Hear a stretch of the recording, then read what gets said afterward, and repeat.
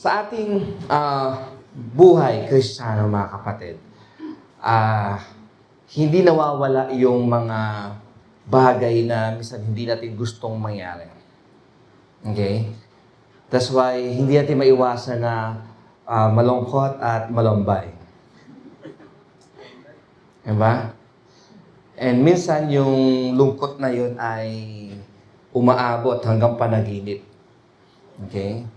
Sabi ng mga psychologists, kung ano daw mas iniisip mo, yun ang mapapanaginipan mo. Okay? Kaya, minsan tayo na nanaginip na ganito nangyari, Pastor, parang may gustong gawin ng Panginoon. Okay, nakakatakot yung panaginip.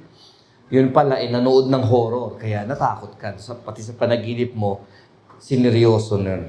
Okay? So, ang ating topic for this afternoon ay honoring and the glory of God.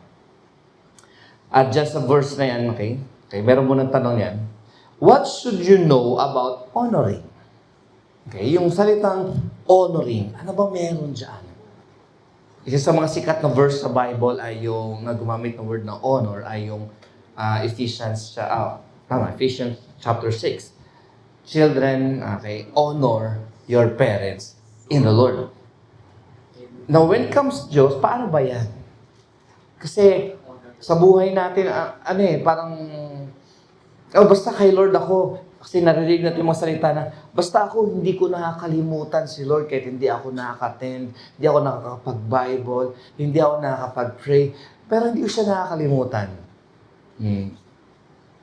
Sige nga. True. Of course, when we say that, I don't think so. Kasi kung hindi mo siya nakakalimutan, may ibang pangyari. Pero let me tell you, mga kapatid, may idea. There is a strong connection, or there is a strong connect between honoring and the glory of God.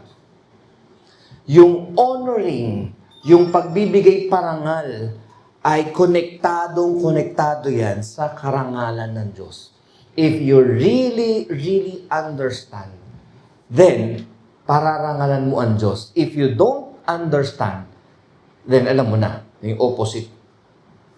Sabi ng Philippians chapter 4, verse 19. Tingnan nyo. And my God will supply every need of yours according to His riches in glory in Christ Jesus. Pastor, giving ho ba tayo ngayon? Hindi. Okay, pag yung verse na yan, palang Maracay 3:10, giving agad. Giving agad, wag naman. Okay? Ang gusto kong tingnan nyo dyan ay, bakit sinabi ni Paul na, my God? Di ba pag meron tayong katabi, biglang sabi, Diyos ko naman. Ano sabihin natin? Huwag mong suluhin ang Diyos.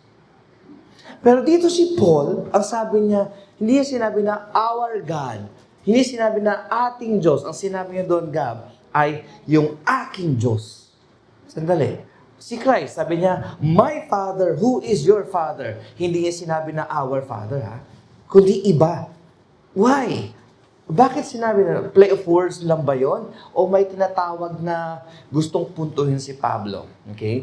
So, isipin muna natin, okay? Yung verse na yan, isipin natin yan. Pero at the same time, yung verse na yan ay sinulat ni Pablo o part ng sulat ni Pablo sa isang church or sa grupo ng mga churches which are the Philippian church.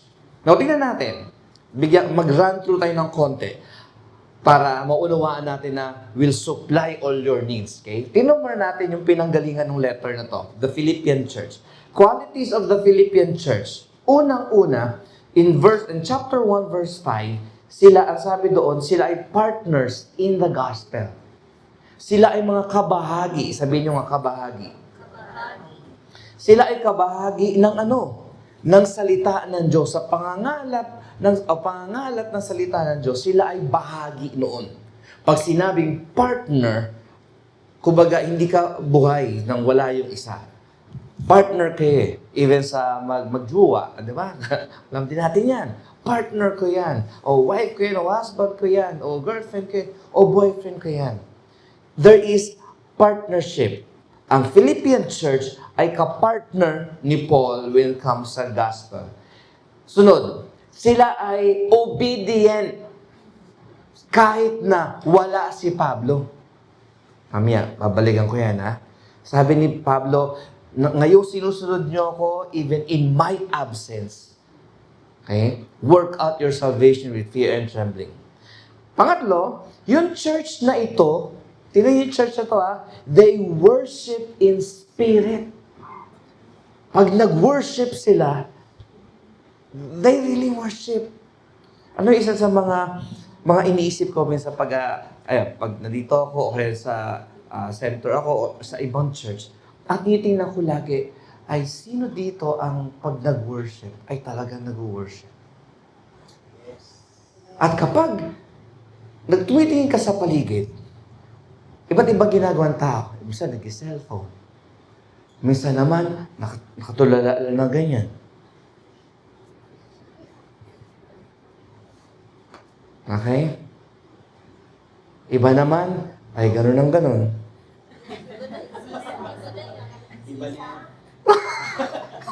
Kinakabahan na ako, Okay?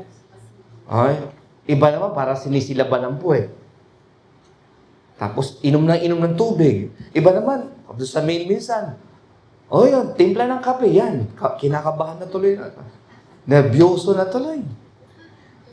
I mean, kapag pumunta ka sa iba't ibang lugar, iba't ibang church, merong iba't ibang klase. Okay? Ng mga Christian.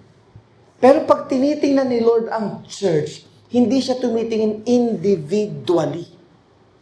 Pag tinitingnan ng Lord ang church ang tinitingnan niya. Now, I don't know kung pinuporsyento niya. Okay? Pag sinabing, ang church na to is a worshiping church, siguro mas malaki yung percentage na nag-worship kaysa nag-text o nag-cellphone. Ay, wala pa pala silang cellphone ng panahon na yan. Di ba? Ang church na to is faithful. Ilang porsyento kaya? Siguro mas malaki sa 50%. Maybe at least 51% sa kanila ay worshiper. Pag sinabing church naman, kayo ay nanlalamig sa akin. Hindi niya sinabi, may ilan sa inyong nanlalamig sa akin. Yung buong church ang sinabihan niya. Kayo ay nanlalamig sa amin. Kami naman, Lord. Tingnan mo yung katabi mo, siya, pwede. Ako hindi, Masipag ako umaten. Kaya minsan, pag sa church may natutulog, huwag niyong gisingin. Dito lang nakakatulog yan. Hayaan niyo na. Pagbigyan nyo na. Pag tumutulo, yun, punasan nyo na lang. Next. Ang church na to is not without problems. They are under attack externally. May mga tinatawag na Judaizers na, sige, Christian kayo, okay na yan, sige, go. Pero kailangan, sundin nyo pa rin ang law of Moses. Ay sabi ni Pablo, pag sinunod nyo ang law of Moses, especially circumcision, you're tied up with the law. Sa atin, season ng circumcision ngayon, okay? Congratulations sa mga dyan. Okay? Ginagawa natin yon sa mga boys, of course, dahil for hygienic and purposes, medical purposes. Nung panahon ng mga Hudyo, yun ay parang kumbaga sa atin, pato. Pirma. At ang pirma na yun, hindi sa papel, kundi sa katawan mo. So, sabi ni Pablo, inaatake kayo ng mga tao na gusto ko yung ibalik sa pagiging law keepers na alam naman natin walang nakasunod maski isa sa atin. So ngayon, yung mga Christian na nag-worship kay Lord, and by the way, hindi sila Hudyo, sila ay nalilito at nahihilo na, Pablo, sino ba susundin namin? Ito kasi tunog Christian tunog Bible Ay sabi ni Pablo, huwag niyo silang pakinggan. Yun ang atake sa kanila. Sunod, internally, meron din silang di nagkakaintindihan, nagkakaunawaan. Okay? At sabi doon, sabi ni Pablo, yung dalawang babae dyan, again, pinangalanan by the way. Tingnan nyo sa Bible nyo. Nasa chapter 4, verses 2 and 3. Pinangalanan nyo, mga kapatid. Okay, let me see kung makikita ko dito. Ayun. Si Iodia at Syntyche. Whatever man ang basa sa kanya. Yung dalawa na to, mga leaders, pero may mga tampuhan. And good for them. Nasa Bible ang mga pangalan nila. Okay? Ano sabi ni Pablo? Yes, I ask you also, true companion, help these women who labored. Masisipag yung mga to. Workers sa church, pero meron silang hindi pagkakaunawaan. Church, tulungan nyo sila. O, di ba? Si Pablo, binodcast. Di ba? Parang ganito lang yan. O, pakikausap nga yan. Ang pangalan ay si Marina at si, sino ba? Whatever, sino bang gusto. Oh, yeah, okay. Thank you, Pastor RJ. Pakikausap nyo nga yung sa Marina at si Flo. Masisipag yan, pero may mga tampuhan eh. Oh, okay, Las Piñas, Metro South, kausapin nyo silang dalawa. Okay, katatapos lang. Praise the, ang bilis. Tingnan, wow, ang bilis ah. Tingnan nyo, di ba? Nasa Bible yon. Ngayon, okay, bakit ko sinabi sa inyo yung church? Sinabi ko sa inyo yun para maisip ninyo na yung church na to na sinabihan ng Philippians 4.19, balikan natin tayo, Philippians 4.19, at ang sabi doon, once again, my God will supply all your needs according to His riches in glory in Christ Jesus. Hindi perfect yung church, may mga magandang katangian sila, may umaatake sa labas, pero etong sinasabi ko, sabi ni Pablo, my God, okay, will supply every need. Now, punta tayo sa ating gustong talagang tumbukin dito. Okay, binasa na natin yung mina idea. Okay.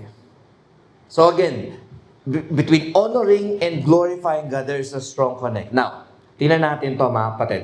Understanding and applying Philippians, dalawa lang ito. Bago kayo makatulog, tapos na ako. Okay, nandiyan ba kayo mga kapatid? Understanding and applying Philippians 4.19. Una, honor God through your obedience to His faithful servants. Okay? Balikan natin. Ang sabi ni Pablo, you have been my partners in the gospel. Sabi niya, kayo ay mga tumulong din. Kumbaga, more than you can afford, tumulong kayo sa ministry. At salamat nga pala, by the way, sa mga gifts ninyo, sabi ni Pablo. So yung mga tao na to, according kay Paul, they honor God by honoring yung servants. Amen pa. Kanina, nasa likod ako, eksaktong-eksakto. Okay, kinamusta ko yung mga nagaganda, mga dalaga dyan sa likod. Okay? And then, nagsalita, isang kapatid. Ikaw, pastor, kamusta ka naman? Okay? Nagsalita pa yung isa. Sabi niya, yan, maganda yan, kinakamusta ang mga pastor. Okay? Sanay tayo na tayo yung kinakamusta ng mga pastor, di ba? When was the last time na kinakamusta niyo si Pastor RJ?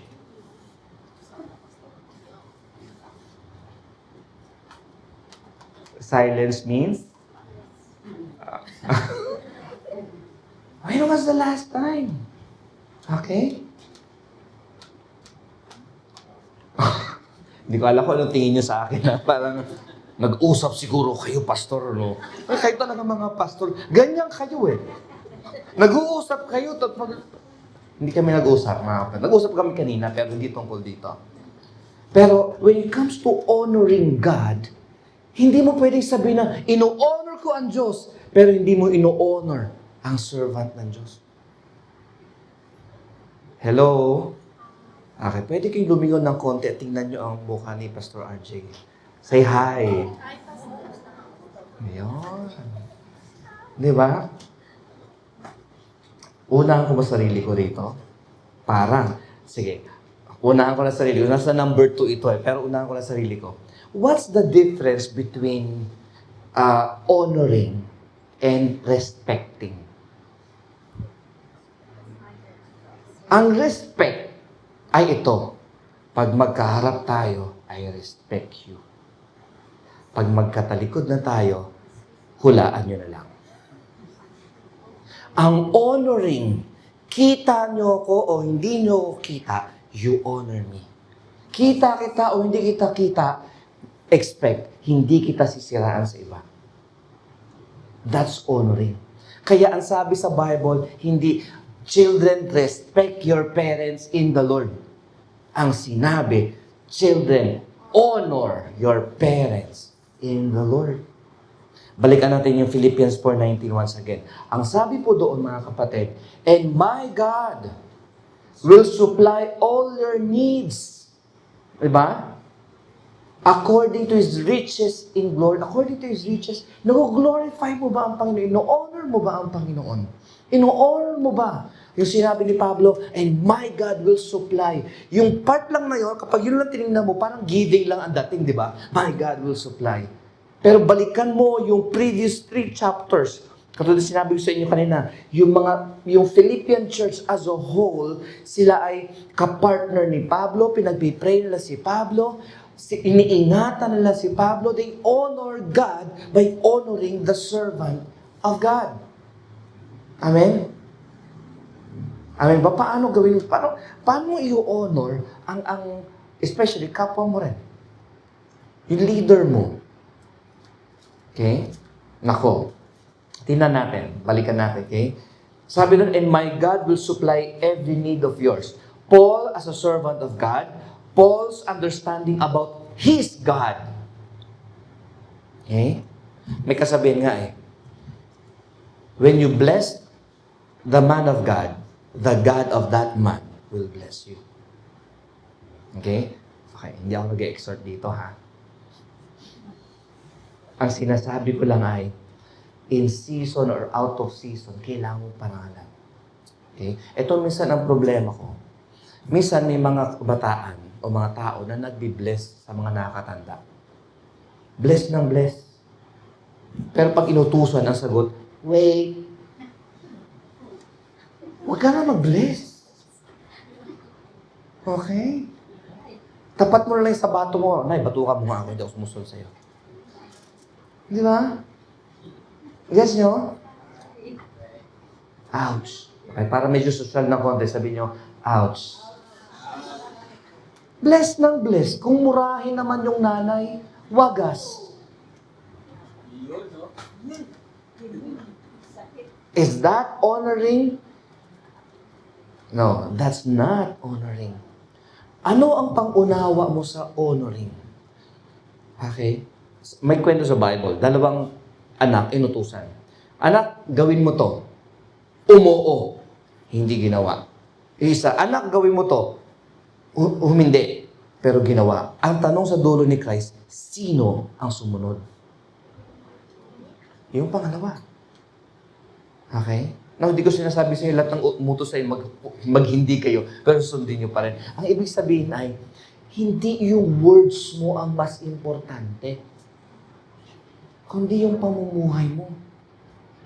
Huwag mong sabihin, I love you, Lord, and I lift my voice. Lord, I offer my life to you. Offer ka ng life. Hindi mo nga ma-offer yung offering mo kay Lord. Buhay pa. Lord, I will go to the ends of the earth. Kapitbahay mo, hindi mo puntan, ends of the earth pa. Okay. Paul's ventures. Let me tell you about Paul's ventures. Okay, tinignan ko yung meaning ng word na venture. Iba yan sa adventure. Yung ventures ay, yung gagawin mo ang isang bagong bagay, walang kasiguraduhan kung magiging okay lahat ng gagawin mo. Pwede kang pumalpak, pwede kang maging successful, pwedeng partly palpak ka, pwedeng partly ikaw ay successful. Si Pablo, nung pinuntahan niya ang Philippian church, mga kapatid, hindi niya ina-expect na ganito ang magiging tugon ng mga tao sa kanya sa pagsunod sa Panginoon. Kaya basahin niyo yung letter ni Paul sa Philippians, mapapansin niyo doon, mga kapatid, na si Paul ay parang may attachment sa kanila. Okay? Sa Corinthians, basahin nyo, meron din. Pero sabi na, gusto niya pumunta ako dyan malumanay o galit? Sabi niya, tapos yung second letter ni Paul sa Corinthians, nakalagay doon, sabi niya, alam kong binigyan ko kayo ng pasakit, pero parang in-encourage niya pa rin yung mga disciples, yung mga tao. Pero in Philippians, sabi niya doon, I always remember you in my prayers. Wala yun sa ibang mga books. So in a way, may connection siya. Okay? Ito na lang. Limang daliri. Fivefold ministry gifts. Ano to? Apostle, kasi hawak niya lahat. Apostles, prophet, kasi turo na turo. Ano to? Evangelist, pinakamataas, madalas kilala. Yung palasingsingan, that's pastor. Kasi bakit? Sila yung ikinakasal sa church. Kaya dati, nung yung previous church, pinakamaiksi kong assignment ay 3 weeks. So, sort of, nagkakaroon ng attachment. Ang mga pastors, mga kapatid, okay, sinasabi ko na from the heart, mga kapatid, Mr. Sa inyo, minsan ang mga pastors, magpapahinga yan, biglang, Pastor, nabasted ako, kailangan ko ng kausap. Gusto sabihin ng pastor, nabasted ka, ako inaantok na. Okay, hindi mo sasabihin na, ganun ba? Nasaan ka bro ngayon? Pupuntahan pa yan. Minsan napopostpone ang mga date ng mga mag-asawa. Di ba nangyayari yun? Pero buti nilang ang mga pastor's wife maunawain. Ay! O di ba? Naku, pag ikaw ay makapag-asawa ng pastor, naku, kailangan mong pinakamahabang pasensya. Okay, anyway. So may mga ganun. Napipilitan ba kami? Hindi. Masaya kaming kinakancel minsan ang date for the sake na mapunta ang ibang mga tao. Hindi napipilitan yun. We honor you dahil kayo ay pinagkatiwala ng Panginoon sa amin. Amen ba? That's why, pag nakita niyo si Pastor RJ na medyo ina-eyebag na yan, naku, may nagpipray yan para sa inyo, sigurado ako. Ang problema lang, huwag yung payagan na masyadong i-eyebag siya. Kasi baka may pag pumunta kami ng Zamboanga at sasakay kami aeroplano, baka singilay siya ng extra baggage. Kaya konting puyat lang, ha? Guess nyo? So, honoring God, to glorify God, is to honor the servant of God. Amen ba? Amen ba? Amen. Praise the Lord. Nakakaintindihan ba tayo? So, dito sa Las Piñas, mga kapatid, Metro South, maraming plano ang Panginoon. At of course, sa buong UVCC, mga kapatid. Pero, laging ang verse na pumapasa sa isip ko the harvest is plenty, but the workers are few. So, kung kayo ay talagang may heart na i-glorify ang Panginoon, alam mo, isa sa mga papasaya sa mga pastor, yung may mga workers na nag-volunteer. Yung pag inassign sa harapan as prayer, ano ba yan? Ba't ako? Huwag ka na mag-ba't ako. Unang-una, hindi ka paniki. Ang iba naman, nahihiya ako. Hindi ka na paniki, hindi ka yung kabayo. Diba? Hiya ako. Hiya. Ay, kung masawa naman to. Guess niyo ako? Pag sinabihan ka ng pastor na, naku, Gab, nakikita mo ba sarili mo na may hawak na Bible study? Pastor, di ako marunong. Ang sabihin mo lang ganito, Pastor, naniniwala ka ba na kaya ko yun? Siyempre, sabihin naman, Pastor, oo. Okay, wala na umpisang mahusay. Ang next na tanong mo dapat ay, papaano yung pastor? Hindi pa ako sanay. Doon papasok yung training. Amen? Amen ba?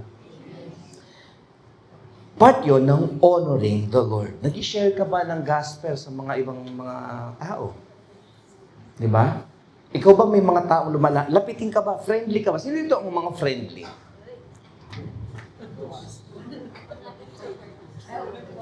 Okay, ibay natin. Sino dito yung mga humble?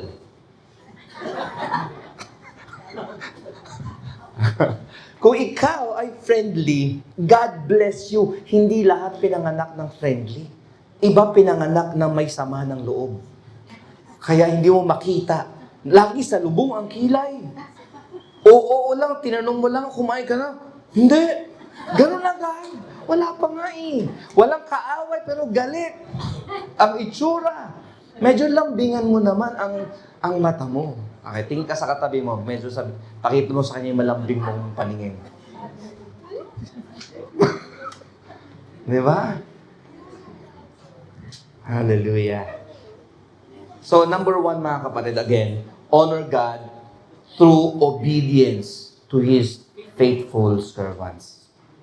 Pangalawa, honor God through your giving and generosity. Yan, nag-exhort na ako. Okay? Bakit ang giving and generosity ay honoring the Lord? Tingnan niyo ako, mga kapatid. Kami, nung mas bata pa ako, okay, natuto na rin ako, as early as 11 years old, natuto ako magbisyo. Okay? And since ayoko malaman ng parents ko, sa mga baon ko o sa mga binibigay sa akin, nagsisave ako. Nagsisave ako ng mga pabarya-barya dyan. Kasi sa barkada namin, pagka ikaw kain ka ng pulutan at tungga ka ng tungga dyan, nako, yari ka. May isa dyan. Gagaling yung salita. Ang husay talaga. Kain lang na kain, wala namang contribution. May budget ako sa mga bisyo ko. Bagamat 15 years old, give up ko na yung mga iyon, mga kapatid.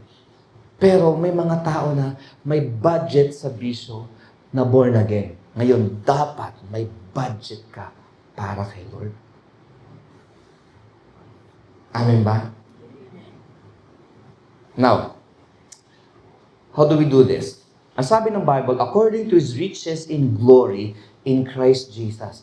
Ang ibig sabihin lang ng phrase na yun, according to His riches in glory in Christ Jesus, ang ibig sabihin lang niyan ay sa lahat ng ginagawa mo, ino-honor mo ba ang Panginoon, especially when it comes to your finances, to your time, your talent, and your treasure. Okay? Ang sarap i-budget yung time, talent, and treasure mo para sa Lord, di ba? Di ba? When it comes sa budgeting, you have to budget para din sa Panginoon. Kung may budget ka sa panggala, pang mall, kain sa labas, pang date, dapat meron ka rin budget for the Lord. Hindi yung bahala na kung ano matira kay Lord. Ang tawag dyan ay, kung sa sinaing, yun yung tutong. Okay? Kung wala naman tutong, ang tawag dyan ay yung tira kanina o kahapon. Pag minalas, nung isang araw. Okay? Why do we have to do that, mga kapatid? Kasi that's honoring the Lord. Now, makikita nyo sa baba, nandun yung respecting and honoring. When it comes sa time, talent, and treasure, pag respecting ka lang, gagawa ako niyan dahil nakikita ako. Example, may ibang mga kapatiran, hindi consistently nakaka-attend every Sunday. Okay? Given ko anumang issue or problema or whatever reason. May napapansin ako, even for the longest time, may mga kapatiran na sa anumang kadahilan, hindi naka-attend this week. And then umattend sa the following week. Pero, kahit hindi siya naka-attend dito, magbibigay siya dito. I've observed din na may mga kapatiran, kapag umattend, hindi naka-attend dito, time ng sweldo, pag-attend the next week, wala na. Ibig ko sabihin ay unfaithful sa finances. Unfaithful din minsan sa time o sa talent. Minsan faithful sa time o sa talent. So, mix eh. Ang tanong ko lang ay, ano kaya prinsipyo ng mga tao na ito? This afternoon, mga kapatid, wala akong kinokondem sino man sa atin, ha? Kasi one way or the other, may kakulangan din tayo kay Lord. Tama ba? May kanya-kanya tayo kakulangan kay Lord. Hindi ko sinasabi na, okay, kinokondem ko kayo sa mga nakaraan. Hindi yun. Ang sinasabi ko yung starting this day, forward. Kung gusto nyong i-honor si Lord ng time, talent, and treasure, dapat first fruit. Kumbaga, yun ang kaibahan ni Cain at ni Abel. Bakit tinanggihan ni Abel o ni Lord yung kay Cain at yung kay Abel ay tinanggap niya? It's a matter of Kumbaga, ano ba yung nasa heart talaga. Bagamat hindi specific na sinabi doon na kay Abel ay parang tira-tira lang. Ang sabi lang ni Lord doon later sa chapter na yun, sabi niya, bakit ka nagagalit? Sabi niya, kung gagawin mo ang tama, hindi ka ba tatanggapin? Ibig sabihin lang, si Cain nag-offer din katulad ni Abel, pero hindi yun yung best niya. Alam ko kung si Lord o hindi nangungusap sa akin. Pero nung araw na yun, okay, first time ko na-rebuke si Lord na nag-sorry naman ako ha.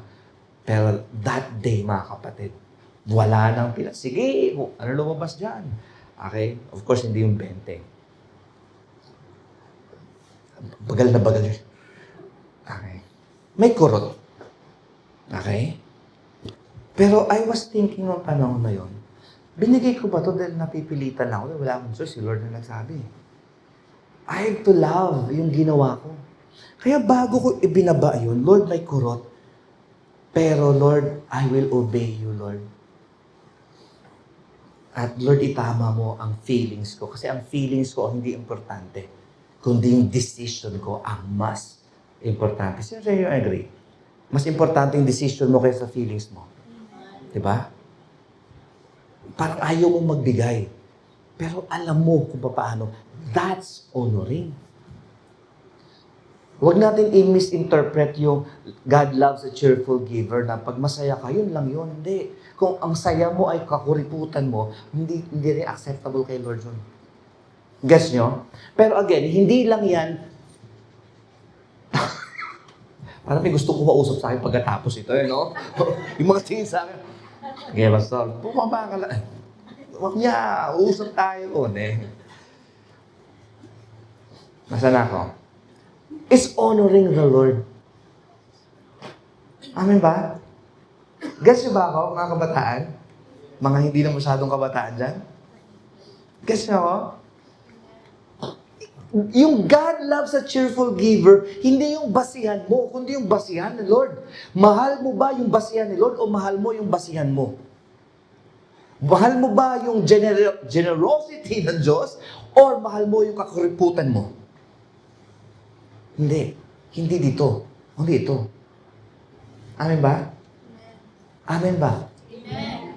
Nako mga kapatid, I tell you, ang sarap maging Kristiyano na ino-honor ang Diyos. Hindi ko alam kung paano i-explain sa inyo to for the past 3 decades ko na ginagawa ito mga kapatid. Pero lalo ko na-realize na, Lord, kung magkaroon ako ng second life, kung ano pa man, Lord, I will still choose to serve you. Amen? Conclusion, mga kapatid. Honoring God is the same as glorifying God. Amen. As you venture into your spiritual journey, consider to honor God more as you learn towards obedience. Hindi mo perfect yan, agad-agad. Pero I'm sure, mag-i-improve ka along the way. Yan ang sure. In Tagalog, okay, ang pagpaparangal sa Diyos ay kapareho ng pagduwalhati sa Diyos. Listen. Habang nakikipagsapalaran, that's the Tagalog word for venture. Habang nakikipagsapalaran ka sa iyong spiritual na paglalakbay, isaalang-alang na parangalan ang Diyos ng higit pa habang natututo ka tungo sa pagsunod. Wow! Amen? That's the Christian life. That's the exciting life. Yan yung buhay na dito pa lang sa lupa, ine-enjoy mo na, pagdating mo sa kabila, lalo mong i-enjoy. Pero kung nasusunod lamang ang gusto mo dito sa lupa, enjoy now, pay later. Pero dito, sa buhay Kristiyano, wow, this is something na masasabi mo na, bakit hindi ko to naisip noon pa? Amen ba, Bernard? Be generous. Honor the Lord with your time, with your talent, and with your treasure. And as you honor the Lord, i-honor nyo rin ang servant ng Panginoon. Amen ba? Palampakan natin na malakas. Let's all stand up, mga kapatid, at parangalan natin ang Panginoon.